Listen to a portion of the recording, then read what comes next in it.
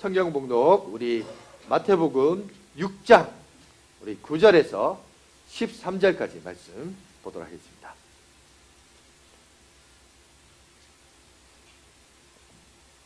마태복음 6장 9절에서 13절까지 신약성경 8쪽이 되겠습니다. 마태복음 제6장 9절 말씀 제가 봉독해 드리도록 하겠습니다. 그러므로 너희는 이렇게 기도하라. 하늘에 계신 우리 아버지여, 이름이 거룩히 여김을 받으시오며 나라가 임하시오며 뜻이 하늘에서 이루어진 것 같이 땅에서도 이루어지이다. 오늘 우리에게 일용할 양식을 주시옵고 우리가 우리에게 죄 지은 자를 사하여 준 것 같이 우리 죄를 사하여 주시옵고 우리를 시험에 들게 하지 마시옵고 다만 악에서 구하시옵소서. 나라와 건세와 영광이 아버지께 영원히 있사옵나이다. 주님께서 가르치신 기도라는 말씀으로 함께 은혜를 갖도록 하겠습니다. 우리가 새해를 맞이하면서 일시 백천만 운동 하고 있죠, 그죠? 그런데 오늘은 두 번째입니다. 잠깐 보여주시겠어요? 매일 10분 이상 교회와 이웃을 위해 중보기도하자. 사실 순서대로 하면 앞에 미리 해야 되는데 제가 뭐 어떻게 하다 보니까 10을 빼먹고, 그죠? 100, 1000, 만까지 갔는데 아마 그때 이제 일을 강조하기 위해서 하다가 이제 10을 잠깐 소개하는 그런 시간이 있다 보니까 10을 잠깐 빼먹고 넘어간 것도 있고, 사실은 이 10을 제일 마지막에 한 이유는 사실 그렇습니다. 여러분, 대체적으로 우리가 기도라고 하는 것은 교회에 와서 기도 이러면 참 익숙한 단어입니다. 익숙하지만 익숙하면서도 기도에 대해서 사실은 많은 성도들이 잘 모르고 있어요. 익숙하면서도 잘 모르는 성경적인 진리 가운데 하나가 바로 기도가 아닌가. 그래서 오늘 이 기도에 대해서 성경적인, 아니 정확하게 말하자면 예수님이 우리에게 가르쳐 주신 기도를 통해서 기도가 뭔가에 대해서 한번 생각을 해보는 그런 시간을 좀 갖도록 하겠습니다. 여러분, 보통 사람들이 기도에 대한 필요성, 내가 정말 기도해야겠다, 하나님 앞에 기도해야겠다라고 생각할 때가 언제죠? 거의 대부분 보면 자기의 필요 때문에, 자기가 뭔가 문제를 경험하거나 뭔가 다급하거나 어떤 문제가 해결되기를 바라는 그 욕심과 바람 때문에 사실은 기도가 시작이 됩니다. 그렇죠? 여러분, 이거는 사실 누구를 뭐라 하기도 전에 여러분 앞에 있는 저도 마찬가지고 여러분들도 마찬가지고, 그래서 뭔가 다급하니까 기도해요. 기도하는데 문제는 그 문제가 해결되면 문제가 해결된과 동시에 또 기도도 그쳐버리는, 마치 응급조치식으로 하나님 앞에 기도할 때가 많습니다. 기도를 잘한다, 기도에 대해서 깨어있다, 기도 생활 열심히다 하는 사람들도 사실 막상 기도를 들어가 보면 그 사람의 기도 제목도 보면 사실은 늘 다급하고 절실하고 자신의 문제 때문에 하나님 앞에 기도하는 기도의 제목들이 참 많습니다. 그죠? 그렇게 하는 것이 우리의 일상의 우리의 모습입니다. 성경에도 보면 그런 예가 있죠. 대표적인 게 바로 사무엘의 어머니입니다. 한나의 기도가 대표적이죠. 여러분, 그때 당시 한나의 기도는요, 모든 구약시대의 모든 여성들의 기도에 대표되는 롤 모델이 한나의 기도예요. 근데 이 한나도 어떻게 기도합니까? 자기가 결혼해서 본처인데, 이 본처인데 하나님이 그 몸을 통해서 자식을 허락하지 않아요. 그런데 이상하다, 왜 안 되지 하는데 남편이 후처를 데려옵니다. 그런데 이 후처는 자식을 숨풍숨풍 잘 낳네요. 이래 되니까 이게 이제 비교가 되는 거죠. 그러니까 이제 문제는 남편이 문제가 있는 게 아니라 가만히 보니까 이게 이제 자기한테 문제가 있는 거예요. 그러니까 이제 그때부터 이제 심각해지죠. 그러니까 하나님 앞에 나와 울며 때를 씁니다. 하나님 앞에 기도를 합니다. 심지어 서원도 해요.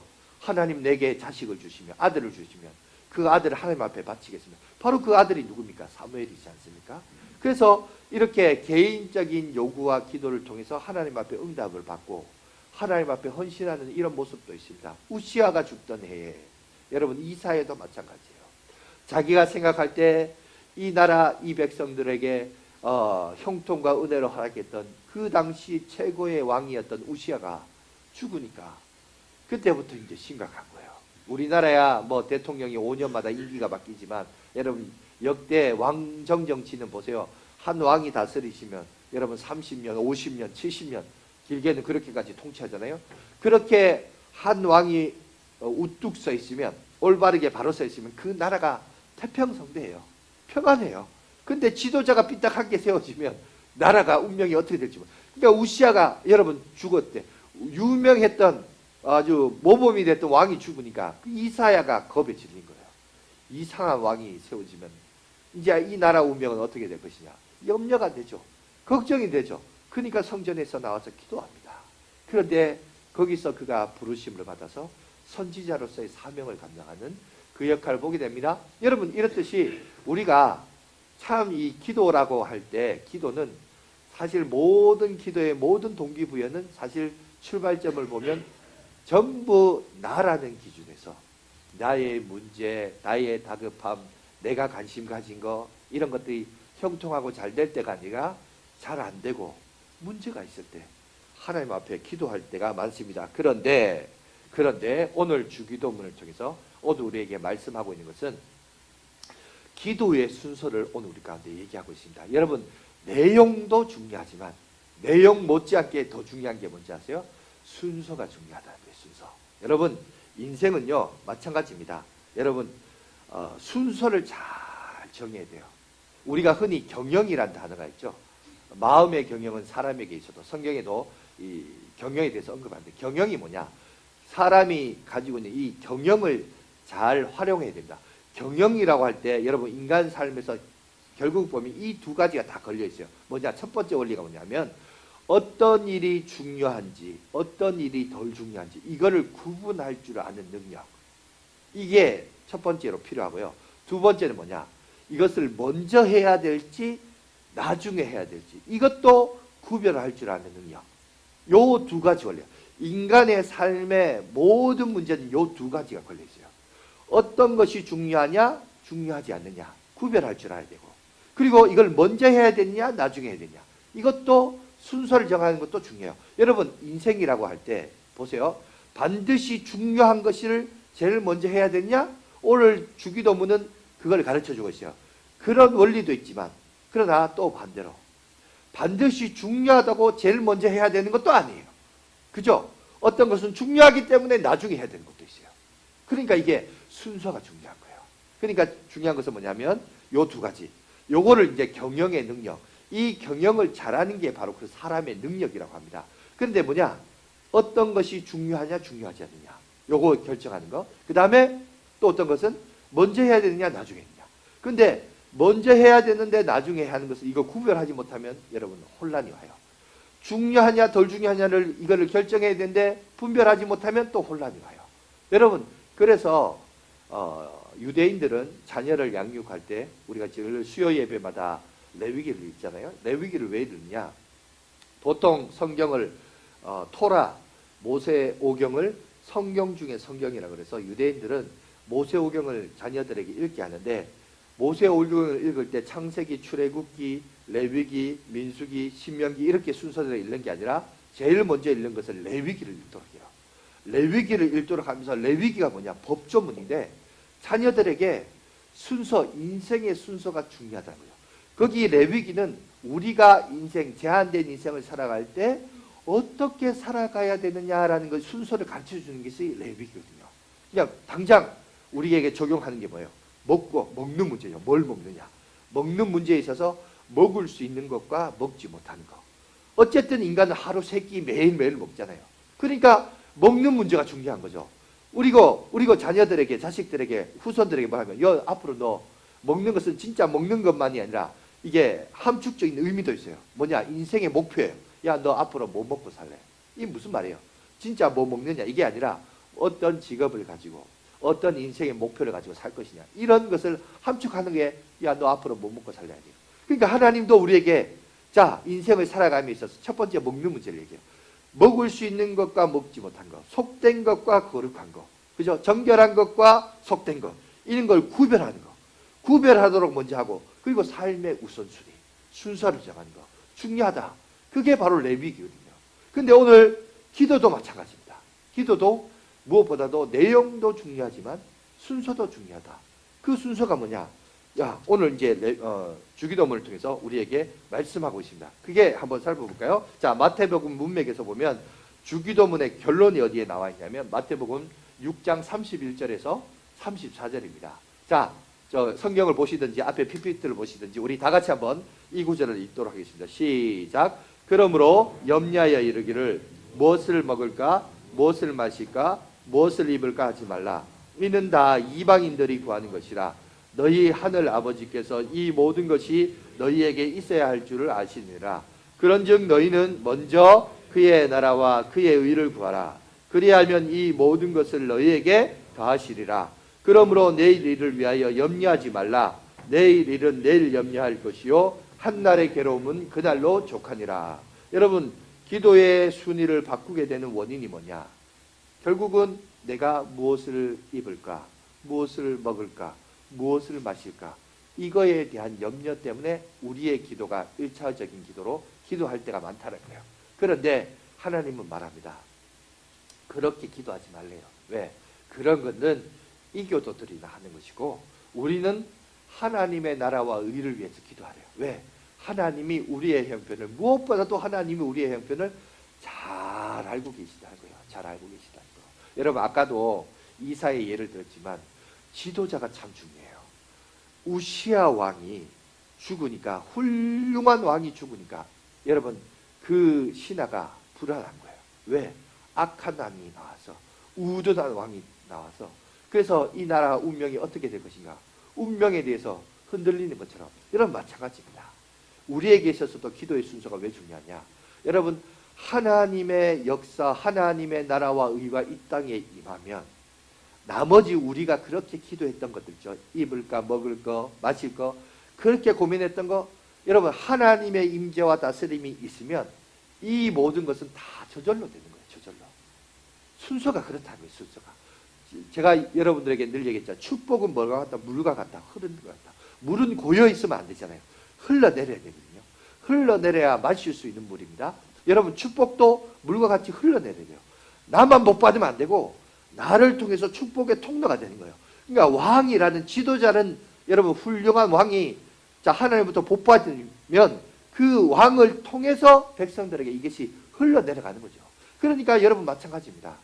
우리가 기도해야 될 것이 뭐냐면 첫 번째 원리는 하나님의 다스리심과 나라가 이 땅 가운데 임하면 나머지 우리가 그렇게 입는 거, 마시는 거, 여러분 이제 먹는 거 중요하지 않다. 그건 자동적으로 저절로 된다는 거예요. 그러니 먼저 하나님의 나라와 의를 위하여 기도하라. 그 얘기를 합니다. 그런데 우리가 왜 자꾸 순서를 자꾸 바꾸려 하냐? 입을 것, 여러분 마실 것, 여러분 먹을 것에 대해서 염려하기 때문에 그래요. 염려하기 때문에. 이 염려가 있으니까. 염려가 우리가 삶을 살아가는데 동력도 되지만, 그러나 여러분 이게 불신앙의 근원도 된다는 사실을 오늘 우리에게 얘기하고 있어요. 그래서 우리가 다시 한번 이 염려의 근원을 다시 한번 생각해 보면서 하나님을 향한 믿음을 대전제로 우리가 신앙생활 제대로 해야 돼요. 그러니까 이거에 여러분 흔들리지 마시고, 염려하지 말고, 염려가 있을 때마다 뭘 하다? 기도하면 돼요. 그죠? 기도하는 인생들 되시길 간절히 바라겠습니다. 자, 그러면서 오늘 우리가 이걸 문맥적으로 조금 살펴볼 필요가 있습니다. 마태복음에서 주기도문은 어디에 등장하냐면 산상수훈에서 그 가운데 등장하기 시작해요. 그래서 이 산상수훈에 대해서 조금 이제 문맥의 차원에서 한번 나눌 필요가 있습니다. 제가 PPT로 만든 게 있는데 잠깐 한번 보여주시겠어요? 아마 여러분 설교 노트에도 나와 있습니다. 그런데 여러분 보세요. 마치 저 구조는 뭐와 비슷하냐면 우리가 수요 예배 때 레위기의 구조하고 똑같아요. 레위기는 16장이 핵심 코어입니다. 16장이 뭐죠? 속죄일이죠. 속죄일이란 말은 죄를 사한다는 겁니다. 공식적으로 하나님부터 죄를 사한다는 말인데 그 말은 대전제가 있어요. 뭐죠? 모든 인간은 뭐다? 죄인이라는 거예요. 모든 인간은 죄인이다. 모든 인간은 죄인이 아니라 그 노예의 도덕이라고 말했던 니체나 여러분 공산주의 사상은 인간은 여러분 얼마든지 의롭게 아름답게 나라를 가꿀 수 있다라는 대잘못된 대전제가 공산주의와 니체의 철학에서 나왔듯이 여러분 전제가 잘못되면 안 돼요. 대전제는 인간은 모든 사람은 죄인이에요. 그래서 뭐냐? 하나님부터 속죄함을 받아요. 거기서부터 출발됩니다. 여러분 산상수도 마찬가지요. 여러분 구조를 보면 1부터 5가지 구조인데 그 중에 한가운데가 뭐죠? 종교행위에 대한 가르침이 있어요. 종교행위에 대한 가르침에서 또 한가운데가 뭡니까? 바로 그 한가운데가 주기도문이에요. 그러니까 결국 뭐냐? 산상수는 하나님의 나라 백성, 하나님의 나라 백성이 살아가야 될 삶의 원리를 얘기하고 있는데 그 삶의 원리의 한가운데에 뭐가 있느냐? 주기도문이 있는 거예요. 이거를 여러분들이 이 구절을 잘 이해해야 됩니다. 자, 그러면서 하나씩 살펴봅시다. 첫 번째가 팔복이죠. 팔복이 뭡니까? 우리가 잘 아는 팔복, 우리 말 들어보자. 심령이 가난한 자는, 애통하는 자는, 온유한 자는, 의에 줄이고 목마른 자는, 국률에 여긴 자는, 마음이 청결한 자는, 화평케 하는 자는, 의를 위하여 박해받는 자는. 자, 이 전부 다 뭐가 관련된 줄 아세요? 마음과 관련되어 있어요. 자, 의에 줄이고 목마른 자, 그리고 의를 위하여 박해받는 자. 여러분, 이게 무슨 마음하고 관련되어 있어요? 아니요, 마음과 관련되어 있어요. 여러분 보세요. 심령도 마음이죠. 애통도 마음이죠. 온유도 마음이죠. 그죠? 그 다음에 긍휼에 여긴 것, 마음이 청결한 것, 화평, 이게 다 마음이에요. 그런데 왜 의에 줄이고 목마른 자, 의를 위하여 박해받는 자가 마음과 관련되어 있느냐? 보세요. 내가 선한 일을 해요. 의를 위하여 아름다운 걸 해요. 그런데 정작 내게 오는 결과가 뭐예요? 박해를 받아요. 박해를 받고 뭔가 인생의 실패를 경험해요. 아니, 내가 진리대로 살고 바르게 살고 올바르게 살았는데 어려움이 옵니다. 그러면 그런 사람의 마음속에 어떤 마음이 오죠? 낙심이 와요. 그죠? 내 말씀대로 순종하며 살았는데? 제대로 살았는데? 그런데 내가 원하는 결과가 안 와요. 그러면 그 속에 무엇이 옵니까? 낙심이 옵니다. 이런 자들에게 복이 있다고 해요. 오히려. 그러니까 마음 문제를 하나님 나라 예수 그리스도께서 이 땅 가운데 임하는 나라는 첫 번째 뭘 중요시 여기냐? 마음을 중요시 여깁니다. 1, 10, 100, 1000만 운동 할 때 1이 뭐라고 그랬어요? 1이. 그죠? 매일 하나님 앞에 하루에 한 가지 이상 뭐 하자? 감사하자, 감사하자. 자, 감사하는 마음을 가져야 돼요. 감사. 왜 중요하냐?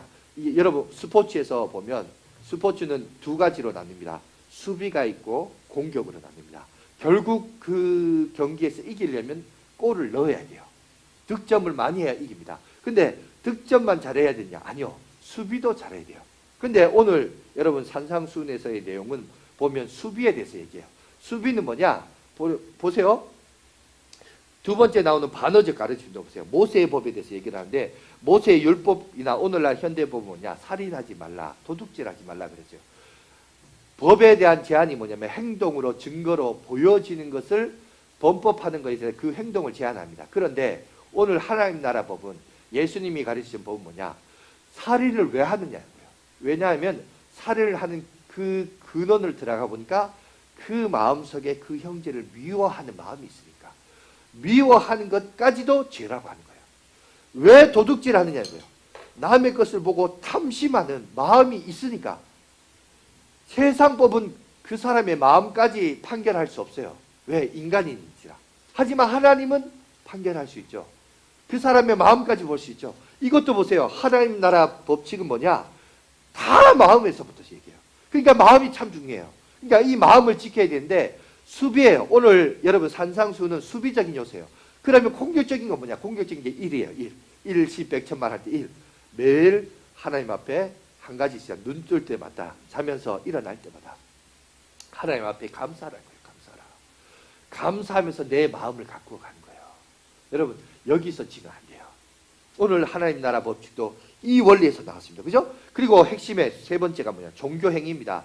유대인들은 세 가지 대표적인 종교행위를 강조했습니다. 자선행위와 기도와 금식을 강조했어요. 그런데 이런 것들은 다 잘못된 허례허식과 같고 중요한 것은 뭐냐? 하나님 앞에 올바른 기도와 관계를 통해서 일어나는데 그 핵심에 뭐가 있다? 주기도문이 있어요. 그러니까 주기도문은 오늘 우리에게 뭘 얘기하냐면 오늘날 하나님의 나라 백성들이 거룩한 삶을 살아가면서 하나님 앞에 영광 돌리며 살아가는데 그 삶을 살아가는 삶의 원동력이 어디서부터 오느냐? 그것이 바로 주기도문을 통해서 온다는 거예요. 주님께서 우리에게 가르쳐 주신 그 기도로 우리가 여러분 우리의 마음을 관리하고 우리의 마음을 잘 관리해서 그런 선한 열매로 열매 맺게 하도록 역사하신다는 겁니다. 그러니까 내 힘으로 사는 게 아니라 무슨 힘으로? 기도의 힘으로 사는 거예요. 기도의 힘으로. 여러분 예수님이 여러분 구속의 사역을 하실 때도 보세요. 자, 세례 요한으로부터 세례를 받았습니다. 그리고 어디를 갔죠? 광야로 갔어요. 40일간 뭐 했어요? 금식하며 뭐 했습니까? 기도하셨어요. 예수님의 공생의 사역은 기도로 출발했습니다. 그리고 십자가에 죽으셨습니다. 죽으실 때 아버지여 내 영혼을 주께 부탁하나이다. 기도로 마무리하셨어요. 기도로 시작하셨고 기도로 마무리하셨습니다. 예수님도 그리스도라는 직분을 받으면서 그 공생애를 시작할 때 기도로 시작하고 마칠 때도 기도로 마무리했습니다. 여러분 하나님 나라 거룩한 백성이 거룩한 삶을 살아가는 것은 하자 합시다 일시백천만 운동합시다 구호 외치고 주장하고 이래 사는 게 아니에요. 그럼 어디서부터 출발되냐? 하나님 앞에 기도함으로 하나님이 요구하신 기도의 수준으로 기도하면서 거기서부터 출발되어지는 거예요. 내 힘으로 하는 게 아니라 기도의 힘으로 하는 거예요. 그거를 오늘 우리에게 가르쳐주고 있다는 사실입니다. 그러면서 계속해서 보세요. 1계명에 대해서 얘기합니다. 1계명이 뭐예요? 여호와 외에는 다른 신을 내게 있게 하지 말라. 하나님이 그죠? 우리의 삶의 중심이 되어야 된다. 그 외에 나머지는 다 뭐다? 우상이다. 우상 숭배예요. 여러분 우리는 유일하신 한 하나님만 섬겨요. 그죠? 잊지 마십시오. 우리는 달신도 믿지 않아요. 여러분 그죠? 그런 것들 믿지 않고 뭐 미풍양속 다 여러분 그거 다 우상이에요. 중요한 것은 하나님만이 유일하신 신이고 물론 뭐 요새 오늘이 뭐죠? 2월 5일이 뭐 먹는 날이라면서요. 초보름 날이야. 뭐 먹을 수는 있어요. 뭐 미풍양속이 먹을 수 있지만 그냥 문화적으로만 이해하시고 그걸 종교적으로 오해하면 안 돼요. 달님께 소원을 빌어서 뭐 받는 거 있는 거 아닙니다. 우리가 달님이란 게 없어요. 그거는 의인화했을 뿐이고 그건 우상숭배입니다. 우리가 믿는 하나님 신은 유일하신 하나님밖에 없습니다. 그 신앙에서 출발되어집니다. 그걸 오늘 1계명에 대한 설교를 얘기하면서 하나님이 우리의 유일하신 섬김의 대상이다. 그런데 예수님은 거기에 뭘 얘기하냐? 만몬을 얘기합니다. 만몬이 뭐냐? 돈이에요. 돈. 오늘날 우리가 살고 있는 이 시대도 자본주의 아닙니까? 돈이 최고잖아요. 그런데 돈의 신을 따르지 말라는 거예요. 돈은 도구의 대상일 뿐이지 섬김의 대상이 아닙니다. 우리가 섬김의 대상은 오히려 유일하신 하나님 외에는 없다. 그 얘기를 얘기하고 있고 자 5번이 결론이죠. 결론 잠깐 보이세요. 결론이 뭐냐? 자 열매를 보고 나무를 안다. 그 얘기를 합니다. 아까 그 조직표 잠깐 보여주시면 설명이 없구나. 자 열매를 보고 나무를 안다라고 합니다. 자 우리가 어제 이제 새벽기도 때 얘기했는데 결론이 뭐냐? 자 보시면 듣기만 하고 순종하지 않으면 그런 사람을 뭐라고 했냐면 모래 위에 지은 집이라고 했어요. 그런데 주의 말씀을 듣고 행하는 자는 반석 위에 지은 집. 모래 위에 지은 집, 반석 위에 지은 집의 차이는 뭐냐? 듣고 끝나버린 인생이 있고 듣고 순종하는 인생이 있다는 거예요. 근데 듣고 순종하는 자가 뭐라고요? 반석 위에 지은 집이다 라고 얘기를 하고 있습니다. 그러므로 여러분 우리가 주기도문을 통해서 믿음대로 살고자 노력하시고 그리고 결론은 뭐냐? 우리가 주의 말씀을 듣고 준행하고 순종함으로 여러분들이 반석 위에 지은 집이 되셔서 하나님 나라에 우뚝 서는 저와 여러분들 되시기 간절히 바라겠습니다. 자 그러면서 우리 주기도문에 대해서 제대로 한번 깊이 있게 들어가 볼게요. 6가지 구문으로 나눠져 있습니다. 그러니까 크게 이제 2가지로 나눌 수 있는데 하나님에 관한 기도가 있고 두 번째는 뭐죠? 우리 인간의 요구사항에 대한 기도를 필요에 대한 기도를 오늘 우리에게 얘기하고 있습니다. 그러면서 끝에 보면 우리가 이제 주기도문을 하다 보면 대개 나라와 권세와 영광이 아버지께 영원히 있사옵나이다. 여러분 거기 이제 갈로로 쳐 있죠. 성경 구절에 보면 이건 원래 뭐냐면 송령이라고 해서 후렴구입니다. 후대에 우리 다른 사람들이 어떤 종교적인 예식에 따라서 갖다 붙인 내용이에요. 그러니까 원 주기도문에는 이 내용이 사실은 없던 거죠. 예수님이 그때 당시 말할 때는 이 내용이 없고 뒤에 첨가되었던 부분이라는 사실을 얘기하고 있어요. 그러면 그 부분만 빼면 세 가지로 소개하고 있어요. 그러면 첫 번째가 뭐냐? 자, 첫 번째는 대신관계인데 첫 번째 보세요. 자, 하늘에 계신 우리 PPT 한번 보여주십시오. 주기도문 보면 하늘에 계신 우리 아버지요. 자, 기도의 출발점은 뭐에서부터 출발되냐면 하나님하고 나하고의 관계에서 출발돼요. 하나님은 나와 어떤 분이냐? 하나님은 우리의 아버지세요. 여러분 그런 말이 있습니다. 하나님에게는 손자가 없다라는 말이 있어요. 여러분 하나님은 우리의 아버지십니다. 여러분 우리는 하나님을 아버지라고 소개해야 돼요. 그럼 아버지가 되려면 어떻게 될까요? 하나님으로부터 양자의 영을 받아야 됩니다. 예수 그리스도를 구주로 믿고 예수님을 영접해야 하나님이 우리의 뭐가 된다? 아버지가 되십니다. 그러니까 첫 번째 기도의 조건은 뭐냐? 우리가 하나님과 나와의 아버지와 아들과의 관계로 올바르게 세워져 있는가? 우리 자신을 한번 살펴볼 필요가 있습니다. 그러면서 이어서 보십시오. 이름이 거룩히 여김을 받으시오며. 무슨 말이냐? 하나님의 이름이 내 인생 가운데, 내 삶 가운데 뭔가 거룩히 구별되어 있느냐는 거예요. 여러분들이 한번 여러분 자신을 한번 돌아보시기 바랍니다. 내 인생 가운데 하나님이 그저 많은 수많은 이름들 가운데 그냥 하나로만 남겨져 있는 그런 분리인지, 아니면 하나님을 하나님으로, 정말 하나님을 하나님으로 섬기면서 내 인생의 주인공으로 섬김과 살아가고 있는지.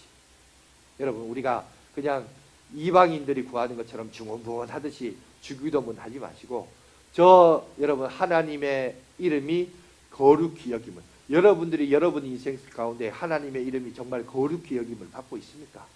한번 여러분 스스로가 한번 질문을 던져보시기 바랍니다. 나는 주님의 이름을 거룩히 여기면서 하나님을 제대로 믿고 있는가? 이걸 한번 던져보시고, 두 번째가 뭐죠? 나라가 임하옵시며 너희는 먼저 그의 나라와 의를 구하라. 아니 도대체 나라가 뭐냐? 여러분 나라가 하는 것은 간단합니다. 엔터 한번 쳐보세요. 보면 여러분 한국 주소를 보면 서울 종로구 세종대로 188번지에 보면 뭐가 있냐? 미국 대사관이 있습니다. 여러분 보세요. 저 미국 대사관은 분명히 한국 땅에 한국 주소를 가지고 있어요.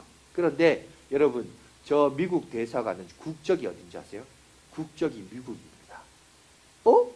아니 한국 땅에 한국 주소를 짓는데 왜 미국 대사관이 국적이 미국이냐? 왠지 아십니까? 여러분 미국 대사관의 대사들은 한국 대통령의 지시를 따르지 않습니다. 누구의 말을 따라요? 미국 본토의 대통령의 지시와 명령을 따릅니다. 그러니까 저 땅은 누구 땅이에요? 미국 땅이에요. 한국 땅에 있으나 한국 주소를 소유하고 있으나 국적은 한국이 아니에요. 미국이에요. 마찬가지예요. 우리는 이 땅에 살아요. 죄 많은 이 세상 속에 땅을 딛고 살아가고 있으나 우리는 어디에 속한지 아세요? 하나님의 나라 천국에 속한 백성들입니다. 왜요? 우리는 하나님의 명령과 다스림을 받기 때문에. 그러니까 하나님의 나라라는 말이 무슨 말인지 아시겠어요? 너희는 먼저 그의 나라와 그의 의를 구하라는 말은, 다시 말해서 오늘 우리로 하여금 우리가 하나님의 다스리심이 있는 나라, 하나님의 다스리심과 통치가 모든 사람들에게 한 사람 한 사람에게 전파되어서 그 나라가 확장되는 거예요. 다시 말해서 간단하게 말하자면 전도인 거예요. 전도를 통해서 예수 믿는 사람들이 많아지는 거. 그래서 예수 믿는 사람들이 예수님의 가르침과 통치와 다스림 속에 살아가는 거. 그게 바로 나라가 임하옵시며 이 얘기인 겁니다. 그리고 세 번째, 뜻이 하늘에서 이루어진 것 같이 땅에서도 이루어져. 이거 뭐 원래는 똑같은 내용입니다. 그죠? 하늘에서는 하나님의 뜻이 이루어졌어요. 근데 이 땅에는, 죄악 많은 이 세상은 아직까지 하나님의 뜻이 이루어진 것도 있고 그러지 못한 영역도 있는 거예요. 그래서 하나님의 나라와 일을 위하여 이것을 먼저 기도하라라고 오늘 우리에게 말씀하고 있습니다. 자, 세 가지. 하나님의 하나님됨과, 그리고 하나님의 나라가 이 땅에 임하여서 통치가 임하기까지 우리가 이 기도가 너희는 먼저 그의 나라와 그의 의를 구하라라는 우리의 기도의 1순위이고 먼저 해야 될 기도라는 것을 오늘 우리 가운데 가르쳐주고 있습니다. 그러면서 계속해서 보겠습니다. 우리에게 우리 인간의 필요를 구하는 여러분 기도가 있습니다. 그게 뭐죠? 오늘날 우리에게 일용할 양식을 위해서 기도하라고요. 그죠? 우리의 인생의 목적, 너는 뭐 먹고 살래? 그죠? 근데 당신이 먹는 문제도 먹는 문제지만 구체적으로 매일매일 일용할 양식을 위해서 우리가 먹기 전에 하나님 앞에 감사 기도하는 습관을 가지십시오. 세상 사람들이 식당에서 밥 먹을 때 쪽팔리게 어떻게 또 그러면 잠깐 묵상이라도 하십시오. 여러분, 그죠? 왜? 내가 이 먹는 것 내 힘으로 먹는 게 아니에요. 하나님이 공급해 주셔서 주는 겁니다. 그죠? 그러니까 그런 마음을 가지고 우리가 하나님 앞에 기도해야 되고, 그리고 저기 보면 보라색으로 했는데 우리가 우리에게 죄 지은 자를 사하여 준 것 같이 우리 죄를 사하여 주옵시고. 여러분 아까 레위기에 대해서 얘기했는데 레위기가 16장 속죄일에 대해서 얘기하는데 인간은 모든 사람이 죄인이다. 죄인이라고 할 때 여러분 보세요. 죄가 가지는 가장 큰 특징 중에 하나가 뭔지 아세요? 그것은 바로 자기 중심성이에요. 내가 보기에는, 내 생각에는. 여러분 자기 중심성이 강하니까, 자기 이기주의가 강하니까 거기서 여러분 죄가 계속 phát 생됩니다. 그래서 뭐가 하느냐? 관계를 끊어버려요. 죄는 하나님과 우리와의 관계도 끊어버리지만 인간과 인간과의 관계도 끊어버려요. 근데 그게 왜 관계를 끊어버리냐? 모든 게 자기 중심. 내가 보기에는, 내가 생각하기에는 자기 결정이에요. 여기에 사로잡힌 사람일수록 관계가 무너진 사람들이 많아요. 그죠? 여러분 관계가 좋은 사람은요, 친구가 많은 사람들 보면 자기 주장하는 사람 잘 없어요. 웬만하면 그 사람 얘기 잘 들어주고, 아 그러냐고 그러고 이해한다 그러고, 그죠? 그런데 늘 자기 주장 고집 센 사람들, 이런 사람들 보면 다 관계가 무너져요. 오늘 성경도 그 얘기를 합니다. 여러분 이 관계가 무너졌는데 이 관계를 회복하려면 어떻게 해야 될까요? 어떻게 해야 될까요? 하나님이 우리를 뭐 하셨죠? 우리의 죄를 뭐 하신 거죠? 용서해 주셨잖아요. 하나님께서 우리의 죄를 용서해 주신 것 같이 우리도 남을 용서해 주는 거예요. 정말 우리가 살아가면서 여러분 좋은 관계를 유지하는 것은 뭐냐? 그래서 여러분 보세요. 내 삶이 하나님의 은총 가운데 가느냐, 사탄 마귀 가운데 가느냐? 간단해요.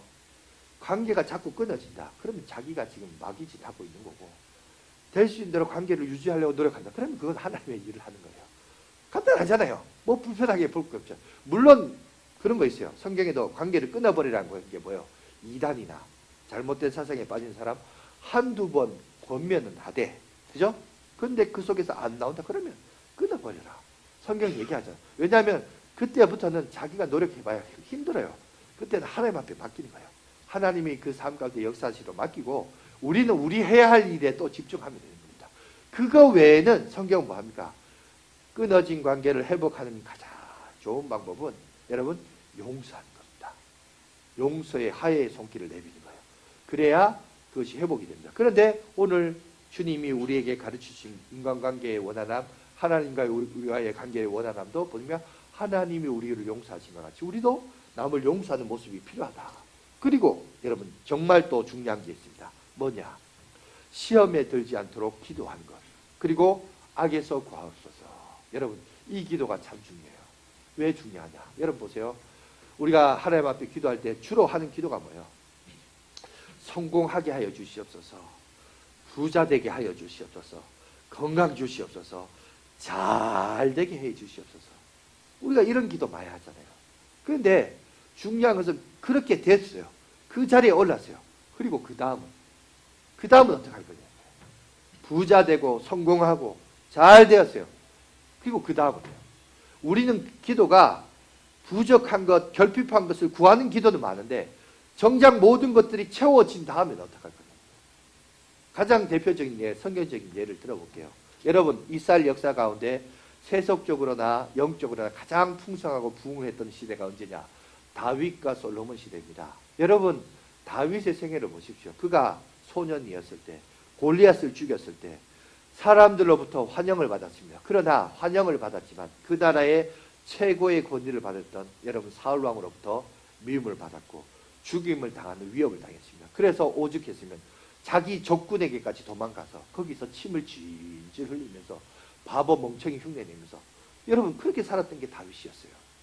그렇게 10여 년간 도망다니면서 그렇게 살다가 고생 끝에 나중에 뭐가 됩니까? 그가 왕이 되었습니다. 왕이 되었네. 최고의 자리에 올랐네. 여러분 그리고부터 어떻게 됐죠? 다 신하들은 전쟁에 나갔는데 자기는 낮잠 자다가 저녁 때 동산 위에 성전 위에 성전 올라가서 왕궁 위에 올라가서 이렇게 거닐다가 아니 옆집 여자 목욕한 거 보고 그냥 훅 넘어가 가지고 저 여자 누구냐 조사해 보니까 처녀도 아니에요. 남의 여자 부인이에요. 근데 그 여자랑 통관하고 그때 당시는 또 피임법도 몰라가지고 하다 보니까 애까지 가졌네. 근데 이걸 숨기려고 그 남편을 전장에서 불러라. 불렀는데 아이고 이 신하도 우직한 게 얼마나 우직하게 충성했으면 집에 가 쉬어라 그러면 집에 가 쉬면 되는데 집에 가 쉬어가지고 어떻게 해가지고 그건 네 새끼라고 이렇게 우기려고 했는데 아니 이게 우직한 종이 자기 동료들은 전장에서 오늘 죽을까 내일 죽을까 하는데 내가 어떻게 등 따시고 배부르게 죽을 수 있습니까? 그래서 성전 와가 오늘식으로 말하면 교회에 와가지고 철학 기도를 하고 있는 거예요. 이러니 다윗이 얼마나 속 터지겠어요. 아유 이 멍청한 놈아 이러면서. 그러니까 결국 어쩔 수 없이 그 손에다가 편지를 씁니다. 자기 상부에게 이 편지를 전해주라. 준 게 뭐예요? 간접 살인을 저지르잖아요. 이 우리아를 죽여라. 그래서 죽이잖아요. 성적인 범죄와 더불어서 간접 살인까지 저지르는 게 여러분 다윗이었어요. 그게 다윗의 실제예요. 잘 되는 게 우리의 기도 제목이 아니에요. 잘 되고 나서 또 어떻게 할 거예요. 잘 되고 나서. 여러분 그 기도가 오늘 우리에게 얘기한 거예요. 그죠? 참 중요한 거예요. 우리가 하나님 앞에 기도할 때 늘 우리 자신을 돌아보면서 그죠? 악에서 구하옵소서. 시험에 들지 않도록 기도해야 돼요. 솔로몬도 마찬가지입니다. 솔로몬도 자기 아버지는 맨날 전쟁을 처지해서 동서남북 모든 국가가 원수예요. 적국이에요. 근데 자기가 똑똑하잖아요. 그래서 어떻게 했냐? 똑똑함이 뭐냐? 사돈지간을 맺는 거예요. 다 그 나라 공주와 결혼을 시킨 겁니다. 장관들의 딸들과 결혼시켜요. 그래서 전부 다 사돈지간을 만들어요. 아 그러면 이제 화평하니까 이제 우리나라가 화평하겠지. 그런데 그 여자들이 올 때 홀몸으로 오는 게 아니라 보통요 옛날 사람들은 공주 고관들이 만일 시집을 오면 거기에 따라오는 종들이 있어요. 따라오는 종이요 최소한 100명에서 300명까지 된다고 합니다. 여러분 100명에서 300명의 사람이 같이 와요. 같이 오면서 그 사람들이 함께 머무는 구역과 공간이 허락되잖아요. 그러면 거기 뭐가 있을까요? 그 사람이 가지고 있는 문화가 있는 거예요. 결혼은 결코 두 남녀 간의 만남으로 끝나지 않습니다. 여러분 결혼은요 두 집안의 문화의 결합이에요. 그 문화의 만남이에요. 여러분 그게 있어요.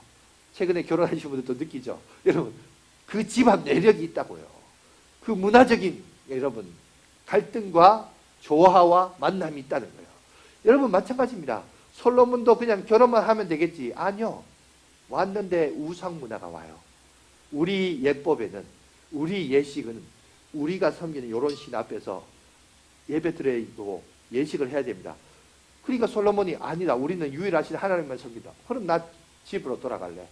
이러니까 이게 이제 이러면 안 돼. 이러면 안 돼. 이래 되니까 이러니까 이제 솔로몬이 그때 어떻게 합니까? 어쩔 수 없이 그 신 앞에 절하는 예식을 치르고 이걸로 말미암아 하나님이 진노하시고 그리고 이 진노로 말미암아 어떻게 됩니까? 자 다음 세대에 나라가 두 쪽으로 남북으로 두 쪽으로 나눠지는 여러분 그런 심판을 보게 되죠. 여러분 그래서 중요한 게 뭐냐? 내가 잘 되는 것도 중요하지만 잘 되고 난 다음 어떻게 된다고요? 우리가 시험에 들지 않도록 기도해야 되고 악에서 구해달라고 기도해야 돼요. 이런 기도도 필요해요. 잘 되는 것만이 목표가 아니에요. 우리는 늘 기도가 항상 그 수준이에요. 성공까지. 성공만 되면 그 다음부터는 없어. 그 다음 어떻게 될 것이라는 기도는 안 해요. 근데 아니에요. 성공 이후에도 우리가 이걸 유지하고 관리하고 거룩한 습관을 가지고 여러분 그죠? 자자손손까지 이어지는 기도도 중요해요. 그래서 우리는 악을 위해서 구원을 해달라고 기도하는 기도까지 나가는 자리가 중요합니다. 여러분 지금까지 여러분 주님께서 우리에게 가르치는 기도를 보세요. 우리가 생각하는 기도와 예수님이 지금 우리에게 가르친 기도가 좀 뭔가가 차이가 있죠. 그죠? 우리는 막 내가 다급하면 하나님 응답해 주세요. 이것만 기도했는데 정작 예수님께서 우리에게 가르쳐 주신 기도를 보면 이 모든 것이 사실 우리를 위한 기도인데 보니까 우리가 잘 모르고 기도했더라. 다른 방식으로 우리가 마치 이방인들이 구하는 기도처럼 기도 생활을 했더라라는 것을 우리가 경험하게 됩니다. 그러면서 중요한 것은 이겁니다. 여러분 이 기도와 교훈을 통해서 하나님이 뭘 원하시냐? 여러분들이 성장하고 자라기를 원하세요. 성장하고 자라기를 원하는데 여러분 성장과 자람이란 게 뭐냐? 키가 자라고 몸무게가 자라는 게 아니에요. 이거는 육체적인 성장이고 하나님이 원하시는 성장은 성숙을 말합니다. 무슨 성숙이냐? 죄의 그늘 아래서 하나님의 통치로 바뀌어지는 광국 때 뭐가 바뀌느냐? 죄가 가지는 가장 큰 특징은 이거예요. 자기 중심성이에요. 나라는 중심에서 하나님 중심으로 바뀌어지는 거예요. 나의 모든 삶의 영역들, 오늘 교회에 와서 예배 드린 것뿐만 아니라 내가 먹고 싸고 똥 싸고 자고 생활하는 모든 삶의 영역 속에서 내가 나라는 중심에서 삶이 아니라 하나님이란 중심으로서 삶의 영역이 바뀌어지는 거. 이것이 여러분 우리가 성경에서 말하는 성숙이고 성장이라는 거예요. 이걸 오늘 하나님이 우리 가운데 요구하고 계신다는 사실입니다. 여러분 이제 마지막으로 요 얘기하고 마치도록 하겠습니다. 여러분 오늘 주기도문은 어디에 속해 있냐면 산상순의 구조 속에 주기도문이 나오고 있습니다. 산상순은 뭐냐? 하나님의 나라 백성의 교훈을 얘기하고 있어요. 마태복음의 핵심은 다른 사복음서도 있지만 거기에 예수 그리스도의 구속의 사역도 얘기하고 있지만 마태복음의 핵심은 이 5장에서부터 7장까지 요 내용이 예수님이 하고 싶었던 또 사도 마태가 말하고 싶었던 핵심 메시지였습니다. 그것이 뭐냐? 5장 1절부터 시작해서 7장 28절 29절에 이르기까지 요 내용을 얘기하고 있거든요. 자, 그거 한번 보여주세요. 5장 1절부터 7장 28절 시작과 끝을 얘기하고 있는데 여기서 이제 제일 중요한 게 이거예요. 우리가 봐야 될 것이 이겁니다. 자, 5장 1절 읽겠습니다. 시작. 예수께서 무리를 보시고 산에 올라가 앉으시니 제자들이 나온지라. 자, 전에 얘기했습니다. 지난주에 설교했죠. 자, 마태는 자, 예수님을 따라다니는 사람을 두 부류로 나눴습니다. 하나는 무리였고 하나는 뭐죠? 제자였다는 거예요. 무리와 제자를 구별했습니다. 그런데 이 모든 설교를 다 마치고 7장 28절에 뭐라고 하느냐? 다 같이 읽겠습니다. 시작. 예수께서 이 말씀을 마치심에 무리들이 그의 가르침에 뭐 한다고요? 놀라니라. 자, 놀랐다.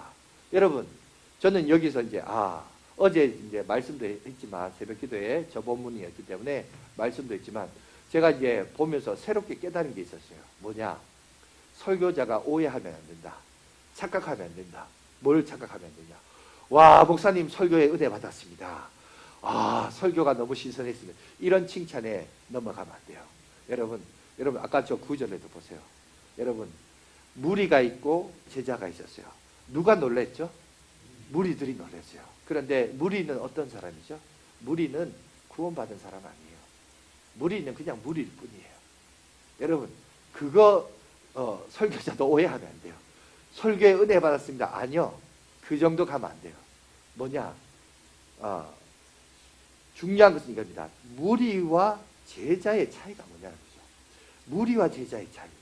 그거를 우리 산상순 결론에 보면 열매로 알리라라고 얘기합니다. 그 열매를 알리라라고 결론을 얘기하면서 비유를 듣는데 비유가 뭐냐면 모래 위에 지는 집과 반석 위에 지는 집이라고 되어 있어요.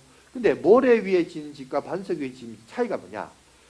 말씀이 반석이 아니라 말씀을 들었는데 듣고 실행하지 아니하는 사람이 모래 위에 지은 집이고 말씀을 듣고 행하는 사람이 듣고 행하는 거. 듣고 행한다. 한 단어로 뭐예요? 순종입니다. 순종하는 자가 뭐라고요?